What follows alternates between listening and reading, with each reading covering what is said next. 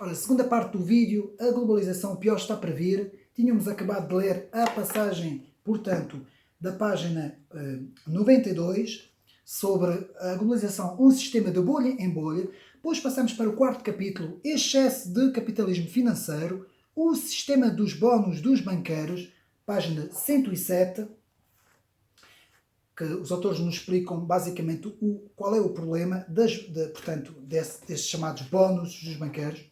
Depois, no capítulo 5, temos uma centrifugadora que pode fazer explodir a União Europeia. Portanto, e aqui na página 129 vemos o euro forte só interessa à Alemanha, meus amigos. Página, portanto, 129, vamos ler, portanto, essa passagem que nos diz: a diferenciação das produções é as duas boas razões que explicam as exportações alemãs tenham, portanto, podido progredir regularmente desde o início da primeira década do nosso século, para além das flutuações do euro, e que o euro forte aumenta o rendimento real da Alemanha e só interessa à Alemanha, ao passo que reduz o da França. Vejam bem o porquê que esta união monetária só de facto interessa aos alemães, não é? E também por detrás aos americanos, que se diga também de passagem. Depois, na página 131, muito interessante, vemos a desindustrialização da zona euro. Eu vou ler, portanto, página 131. Se a valorização do euro em relação ao conjunto das outras divisas não prejudica a competitividade dos exportadores alemães, ela afeta, porém, a dos outros países da zona euro. Foi o que observamos com um certo intervalo cada vez que o euro se fortaleceu em 1998, em 2003, em 2005 e 2007. A partir desse momento, devemos esperar a acentuação das divergências entre os modelos de uns e de outros. Por outras palavras, é provável que venham a assistir à continuação de uma desindustrialização na zona euro, com exceção da Alemanha, desde 2004. A diferença de produção industrial e da balança comercial entre a Alemanha e os outros Estados-membros tornou-se considerável, meus amigos. Eis a razão porque com esta União Europeia, com esta União Monetária, temos os países todos da Europa cada vez mais a empobrecerem, com uma Alemanha que agora estava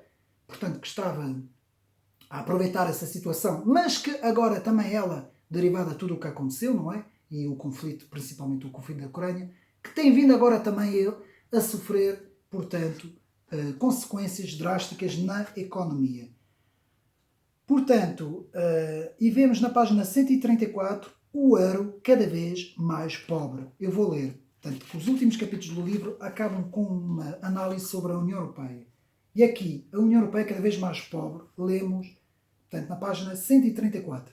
A observação fria da situação da União Europeia em 2008 mostra bem que ela não está de modo algum a progredir em direção a uma zona económica e monetária unificada, vejam bem, mas sim a recuar para um aglomerado de regiões sem solidariedade, onde os ricos já não querem pagar pelos pobres. Nesta Europa, as regiões pobres vão tornar-se ainda mais pobres e as regiões ricas, ainda mais ricas. Eu direi que as regiões ricas vão se manter com tudo o que se tem estado a acontecer, não vão enriquecer.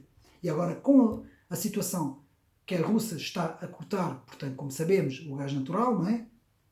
E nisto que a mundialização é uma centrifugadora que pode acabar por fazer explodir o euro e, por que não, a Europa, escrita em 2008. E o que é que está a acontecer hoje? O euro está no seu ponto mais baixo. Esses dois autores tiveram uma visão fantástica em termos económicos daquilo que iria acontecer no futuro. Para 2008, para 2022, meus amigos, eu tiro o chapéu a este livro. E vamos agora, para acabar o vídeo, a segunda parte do vídeo, a conclusão, na página 135 e 136, a conclusão do livro. E vamos ler.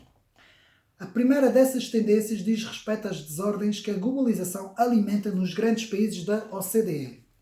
As deslocações para os países emergentes laminam lentamente, mas de maneira segura, o segmento intermédio das suas economias, as quais se reposicionam nas duas extremidades. De um lado, nos setores que beneficiam com a mundialização, finança, transporte, energia, aeronáutica, informática, com os seus trabalhadores qualificados e os seus capitães de empresas de outros nos setores domésticos não tocados pela globalização, serviços a particulares, construções, lazer, etc.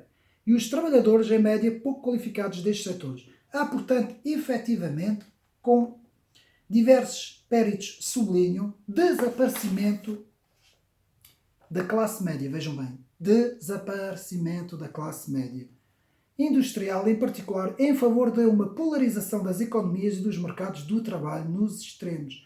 Este duplo movimento implica forçosamente uma abertura irresistível das desigualdades em benefício de uma pequena minoria e a estagnação dos salários reais para a maioria. Torna igualmente inevitável a travagem dos ganhos de produtividade e, portanto, o crescimento potencial, com a transformação dos empregos industriais em empregos de serviço pouco sofisticados. De passagem, os empregados perdem o essencial do seu poder de negociação, ao passo que a produtividade se encontra, de facto, reservada aos poucos eleitos da globalização. As multinacionais e as maiores empresas financeiras e tecnológicas. Nos grandes países da OCDE, este pode depois ser considerado responsável pela abertura das desigualdades, da deformação, da partilha dos rendimentos em favor dos benefícios, da anemia perniciosa do crescimento, meus amigos. Final do livro. Como esses autores em 2010, o livro foi escrito em 2010, conseguiram entender muito bem os acontecimentos em termos económicos, não é? Que de facto originaram este mundo que nós temos agora, meus amigos, em termos económicos. Fora a crise da pandemia, as crises que agora estão a surgir, não é? Com a Ucrânia e com uma possível crise também ali em Taiwan. Portanto, nós podemos ver, de facto, aonde é que nós estamos metidos e, de facto, o pior está para vir, meus amigos. Com a escassez que nós agora vamos ter em termos de matéria-prima de alimentação, não é? Nós sabemos isso, temos vindo a ver nas notícias. E, meus amigos, de facto, não estou aqui para ser, de facto, pessimista ou deixar os meus amigos preocupados, mas, de facto, o pior está para vir. Se não houver uma grande reviravolta nesta União Europeia, se não houver uma volta às nações, à economia protecionista das nações, não fechado, atenção, em termos de globalização, mas sim uma maior proteção em relação aos países emergentes, como a Rússia, a China, a Índia, todos esses países que estão agora, neste momento, que estão a beneficiar com tudo o que se tem estado a passar, e é a Europa. A América ainda consegue aguentar, está do outro lado do oceano, mas a Europa vai sofrer fortes consequências. Por isso é que temos visto agora muitos chefes de Estado a começarem a falar em cortes de energia, em poupar, não é? Temos o Primeiro-Ministro da Espanha vem dizer que agora não se pode usar a gravata, não é?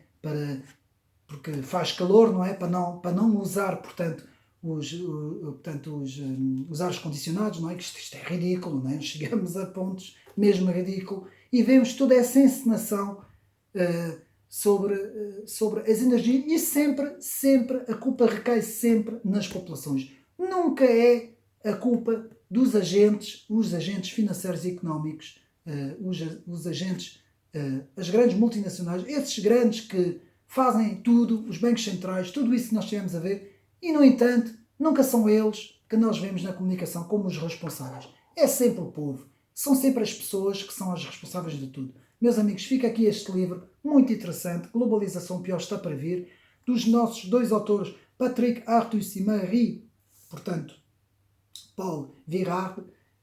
Muito interessante este livro, digo já. Em termos económicos, tem que se ter já também algumas noções sobre a economia, mas é um livro, não é muito difícil ler o livro, lê-se bem, consegue-se perceber aonde é que os autores querem chegar, uns avisos importantíssimos desses autores, lembrando que este livro foi escrito em 2010, não foi escrito agora, e esses autores fazem um diagnóstico muito apurado, muito pertinente sobre as questões económicas e porque é que chegamos até aqui hoje. Espero que tenham gostado mais deste vídeo, um abraço e até uma próxima.